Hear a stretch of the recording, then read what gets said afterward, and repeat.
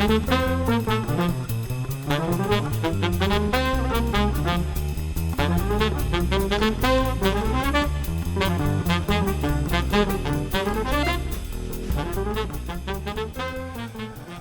to another edition of the Business Brains and the Bottom Line podcast. My name is Paul Delegro, your host, and my guest today is Jodie Lamb. She is a structured settlement expert.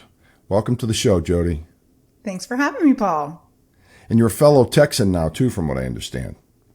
I am. I moved to Texas 2.5 years ago now. Smart move. I knew there was a reason why I liked you.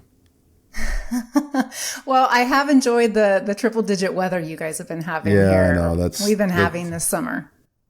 It reminds me of my time in Arizona. Yeah, there's definitely trade-offs, right? It's a great place to live, but the summers can be a little bit much. But I don't mind the heat. I like it hot. Yeah, there you go.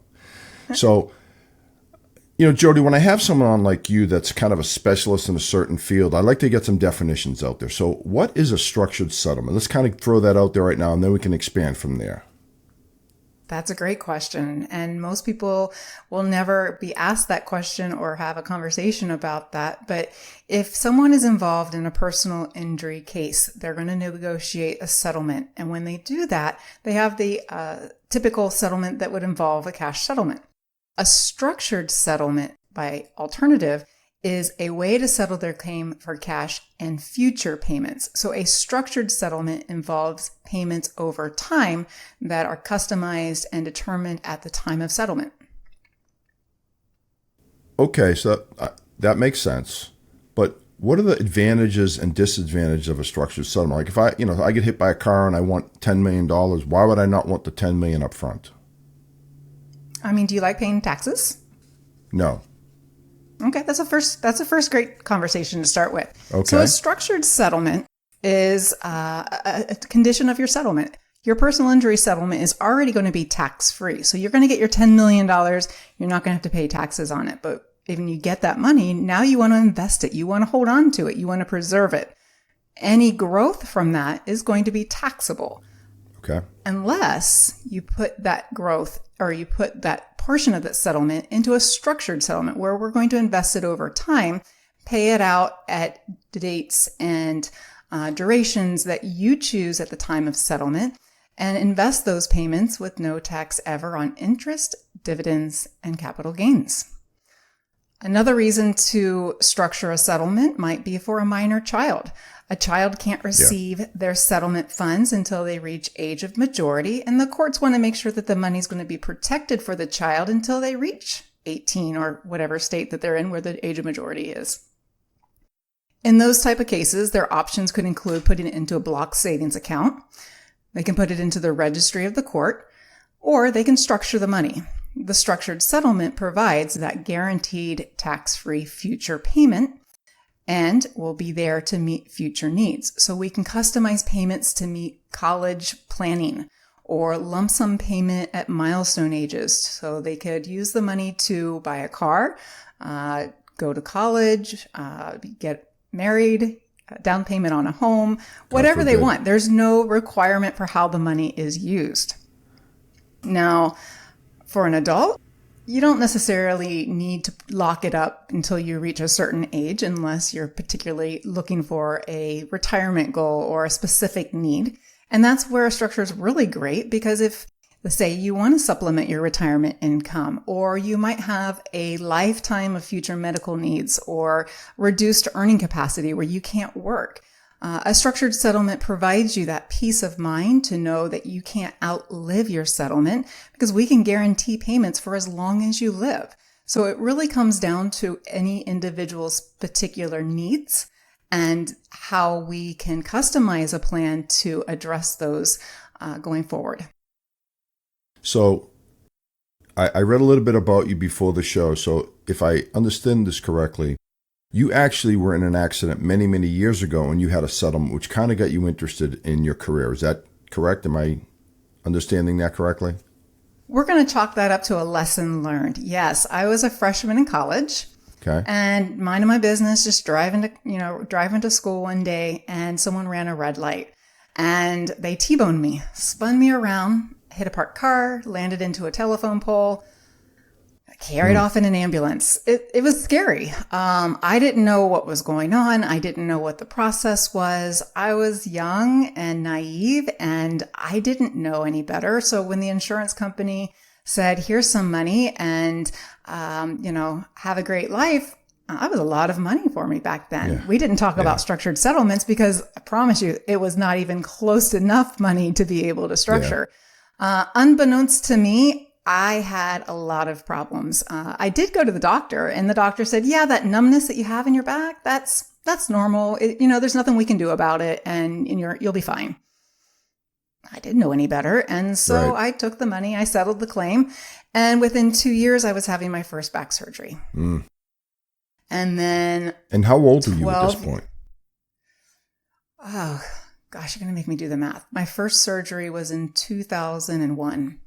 Okay. My second surgery was in 2012. And then in 2021, I had 2 more surgeries. So you've had 4 back surgeries, kind of all related to this accident. Absolutely. Kind of, yeah. Yeah. I mean, yeah. I mean, life, we're getting older, that's going to happen. But, one of the things that when you damage your discs in the spine, the other ones take on additional work. They have to work harder. They have to adjust. And so for me, it meant, the surrounding or the discs above where I was having injury and pain needed to take on that extra load. So my first surgery was an L5S1 laminectomy and discectomy. And back then I'm a graduate of that surgery too. I had a, partial disc removal L5S1 too. So I know what you're going through on that one. Yeah. And you know what? It was amazing. I was really impressed with how quickly that relief came. I was lucky. I didn't need any fusions. I didn't need any hardware. And I bounced back really quick. I was right out of college, and it really was fortunate that I was able to recover so quickly. And I went from not being able to stand upright. I was literally walking bent over, to feeling instantly much better. But those symptoms came back within 12 years, and had the same conversation with my doctors then, and they recommended the L4, L5 laminectomy and discectomy. And so I've had chronic back issues for over 30 years at this point. It has been, well, not quite, but, it's been a challenge. And so for me personally, that perspective of, recognizing that when we're involved in an accident, we don't really know what the process is. We don't know what the future is going to be. There's a lot of uncertainty that comes with that. And there's a lot of professionals out there that can help you navigate your claim and navigate a settlement that will meet those future needs.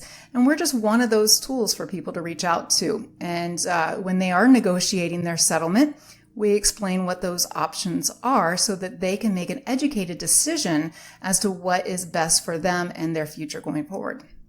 So now, there's 2 sides to this, right? There's the customer side, the recipient side, and then there's the company side. You are on the company side, is that correct? You work for insurance? I actually help both people. Do you? Yeah, I'm a neutral party to the settlement negotiations. We can be called in from the insurance company, or we can be called in from the attorney or the injured party themselves directly. We help facilitate a settlement. We help bridge gaps between demands and offers. And we help maximize settlement opportunities, because there are examples where, the insurance company may not have enough money to fully make someone whole, to pay for all the bills, or to really compensate them fully. And in those situations, they're limited by the caps of the policy. So a structured settlement can offer additional money paid over time with income tax-free growth that isn't available in traditional retail investment options. So that was actually going to be one of my questions. There are some advantages to the company for paying this out over time, right? Instead of coming up and paying the money a lump sum today, they can spread that out, which gives them time. Yes, absolutely. For example, when there are limits at play, they may have known future medical expenses instead of, the future costs being paid. They can pay the present value of those future expenses that are expected. or the lifetime of income that may be needed as compensation for reduced earning capacity. That increases the amount of cash that they can offer for the other components of the claim. And so it just is another tool to help a needs-based negotiation. So an insurance company knows that there's going to be future medical or lost income. They can offer those compensation opportunities in their negotiations and give the plaintiff or the injured party the right to evaluate if that's in their best interest. And if so, it can be a negotiated term of settlement. So I got a question for you. You know, your example is kind of probably pretty common where, you know, you settle a claim and then you realize you've got more problems after the fact. You can't go back, right? You can't have a redo, or can you?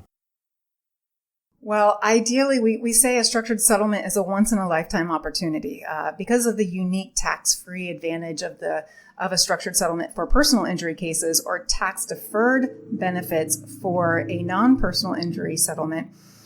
Those only exist at the time of settlement. So once the claim has already settled, it's too late. So when I say once in a lifetime, we don't want to be involved in an accident in the first place, let alone to be involved more than once, where you have that conversation again. So the opportunity only exists at time of settlement, because once you have received your settlement funds, the IRS says you now have constructive receipt of the settlement, and all future investments are going to be subject to taxes. Yeah. So I think the tax thing is a real big benefit here. I'm thinking, you know, as if, you know, because if you get like a $10 million settlement, I mean, what type of tax rate do you pay on that? You got to pay your attorney a third, probably. Right. So it depends on your the type of case that you have. There's some type of litigation claims that Jodie just are froze. not involving personal injury that are going to have potential taxable implications. Now, I'm not a tax attorney. I'm not a CPA, so we defer to your professionals on that matter. But if your claim involves a personal injury claim, it could be a wrongful death. It could be a car accident, a dog bite claim. You're hurt at the job. Those type of cases are tax-free. So the payments that you receive as a result of that settlement, both at time of settlement and future payments, are tax-free. So the opportunity is significant. I ran a quote this morning for a 2-year-old. Money doubles, tax-free, and it's guaranteed. For when we put it into market-based blended options, we have significant growth, because now you've got compounding growth with no tax ever on interest, dividends, and capital gains. When stretched out with duration and deferrals, I had one quote that we illustrated $5 million of a settlement, and it was projecting over $150 million. Wow. Now, over how many years, though? That one had a significant deferral, and it was targeting retirement income, but it was a small portion of a very large claim. So when they were negotiating, it was a consideration that, you know, if you carve out a small fraction of your total settlement, look at the implications that this could mean for you in the future. And, you know, they did structure. They didn't choose that particular plan, but they customized a plan that they did need, and one that met their needs. Yeah. You know, you hear these, you know, it's kind of like future proofing against going broke, right? I mean, you hear these people that win the lottery that, I forget what the percentage are, pretty high percentage of the people that win these mega millions that go broke within 5 years. I don't know how that's physically possible to do that, but I guess the statistics will show you that is the case. And you'll see it in personal injury settlements as well. Within 80% of the cases that settle are completely dissipated within 5 years. And of those, 20% are gone within the first 3 months. You know, think about it. It's not much. No, it's not much different. I mean, think about the professional athletes out there. They're getting major signing bonuses. They're getting major income, and they have no lack of opportunity for professional guidance and investment managers to help them preserve that money. But they've never had that money before. That doesn't come with experience to know how to manage and to preserve that money and still be able to live a lifestyle that's comfortable. But often I find that people use money to try to right the wrongs of their past and try to do good to help others. And it's so easy to spend. It's so easy to watch it dissipate. Yeah. And I'm assuming that when word gets out that you got all this money, all your friends and family come out of the woodwork. I think that's where a lot of professional athletes get in trouble is they've got their entourages and all these people that just hanging around them because they got the money, and then they spend all their money and these guys leave them, right? It's it's unfortunate. And now imagine you're involved in an accident where you've got a lifetime of medical expenses, and you're not able to return to work, and you may have future surgeries, and you have equipment that needs to be purchased over the years. If you dissipate your settlement that quickly and it's not there for the future, that transfers onto government benefits. That transfers onto additional, additional expenses that the settlement was intended to cover for. That's one way that the structured settlement helps preserve the settlement for years to come, safeguard that money, and help people, be able to live lives of financial security and independence, knowing that their settlement is going to be there for as long as they live, or however long that they choose to receive those payments. Yeah. What would you say is the percentage of settlements that are structured? Like of every 100 that are, settled, how many would be structured, would you say? I can't give you the statistics, Paul, because quite frankly, I only know of the cases that we handle. Yeah. So, it really depends on the type of case. Minor children, very high percentage of it will structure because that makes sense though. Right. The options, the alternatives to a structured settlement, you can't hold a candle to it. A structured settlement with the guaranteed tax-free future payments that are customized without ongoing costs, without early withdrawal penalties. We don't have to comply with 72U. We can defer payments without penalty. We can issue payments for 59.5. We have a much more fluid and flexible way to customize these settlements to meet needs that don't exist in the traditional retail investment space.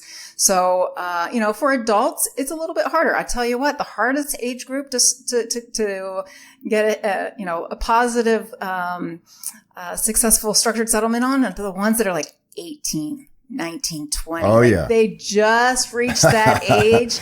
They're an adult. They know what they're doing. They don't need anybody to tell them how to handle their money. They know people and,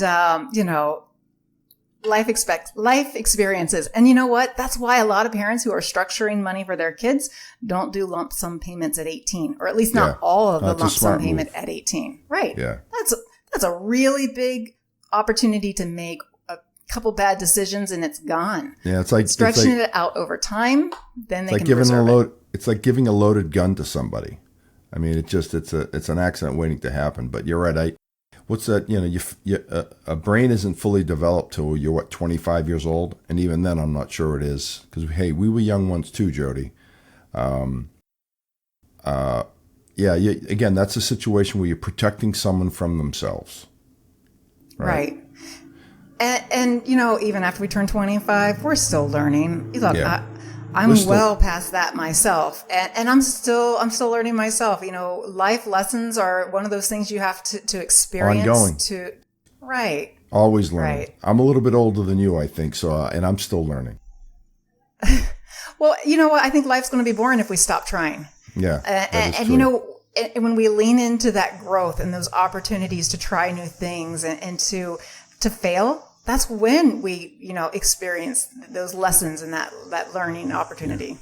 So a question for you, it sounds like this is a win-win for everybody, right? For the insurance companies and for the end users. What do the insurance companies prefer? What's their preferred model of paying claims? Do they care, or do they like the structured settlement piece? A lot of insurance companies get a bad rap. I've worked with many over the years and they truly don't have a preference.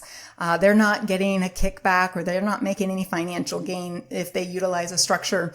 I think one of a common misperception is, if they're offering a structure, they're trying to cut them out of a settlement. And in my experience, when a structure is offered, they're trying to offer facilitative needs-based negotiation. They're trying to acknowledge, look, we know that this person's not going to be able to work or they have future medical expenses. This is an option that isn't available after they settle. It's above and beyond for the insurance company to do this. It's extra paperwork. I'm not going to say that it's as easy as a cash settlement. So it really comes down to, making opportunities that wouldn't otherwise be available, because insurance companies look at injured parties as a potential client, as potential customers. Sure. So, Yeah. I get everyone's going to have their interpretation, and negotiation is when both parties come to the table and they both feel like they left something at the table that they didn't get what they want. That's negotiations. Everyone walks away a little bit unhappy, but a little bit hurt. Yeah, that's just life, I guess. Yeah. So, Jodie, how long have you been doing this? I've been in claims or in the insurance industry for over 25 years now. I've been working in structured settlements for 17 years, and I don't see myself doing anything else. I came into structured settlements after handling, personal investments and working in personal injury claim negotiations. So I do have a little bit of the claims background as well as the financial planning component in my history. But structured settlements, I get to come to the table and make magic with money. We get to help enhance a settlement that, isn't available otherwise. And, I have a lot of peace of mind that I get knowing that I'm helping people in their future, years after their settlement, support that I didn't have myself. Well, I think your background is really helping you here, because you're doing a little bit of financial planning and you understand the claim side of things. So I think you're basically combining those, it sounds like to me. And I have the experience of knowing what it's like to be in a claim. Yeah. And I'm a mom. Yeah. And, look, I'm like you. We go to work every single day. We worry about how we're going to put our kids through college and what retirement's going to look like. So, I have those same thoughts. So I put myself in the shoes of the injured party when I'm running proposals and examples of how money could work. Are they thinking about their kids' college plans or their own retirement plans? So I have the ability to kind of change the hat and just kind of step in the shoes of whomever is making the offer, whoever is considering the benefits. What is going to be attractive, what makes sense, and how can we add extra value to that settlement for the negotiation purposes. Yeah, nice. Like I said, in any negotiation, I've been in sales for a long time, and I've always felt like it's got to be a win-win for everybody. I know it's a cliche, but really, I represent a company. Our company's got to be happy. The end user has to be happy, and it's no different in your industry, I would assume. It's people got to walk away from the table feeling like, okay, I've got a fair deal. Absolutely. I mean, a structured settlement is not a unilateral term. One person isn't telling the other side, you need to structure, because it has to be agreed upon by both sides. If you recall, this is a condition of the settlement. So it's actually written into the release agreement that you're going to be getting future payments. You know exactly what you're going to get and when it's going to be paid. Both parties have to agree to that. So it really is a compromised agreement where it's a negotiated term, and, parties are working together to find that solution to get that claim settled. Yeah. So if someone, and you see some of the commercials on TV, right, promoting these types of things, but if someone is in a claim situation, what would you recommend they do to start?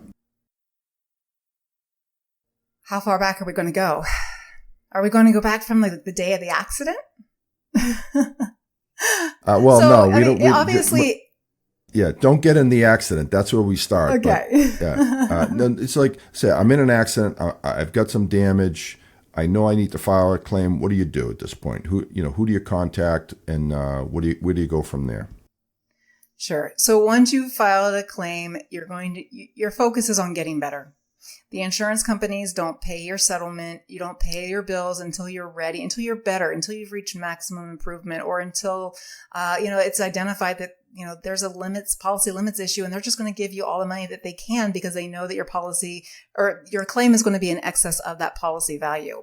Right. As you're working on getting better, you may or may not have an attorney.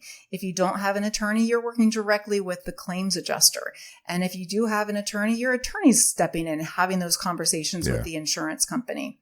When it comes time to negotiate or discuss the settlement of your claim, and you want this opportunity to at least look, this is a once in a life opportunity. I want the information. Look, a structured settlement isn't an obligation when you're looking at it. It doesn't cost anything to anybody to recruit our services at any point. That's great. We don't have a cost to the insurance company or the injured party or the attorneys.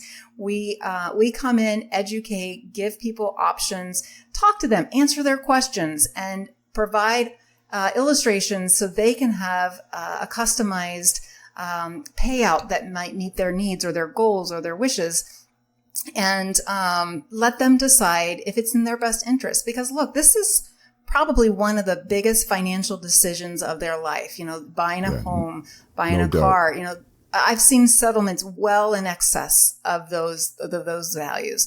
This is a substantial financial decision. And when you're making that decision, why not make it with information and coming into a decision based on the facts and know what your options are so you can choose what's best for you. Yeah, no, that's great advice, by the way. Just surround yourself with good people that have your best interest at heart and look at all your options.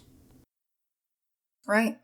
Even for the super wealthy, look, how many tax-free investment options are out there? Yeah.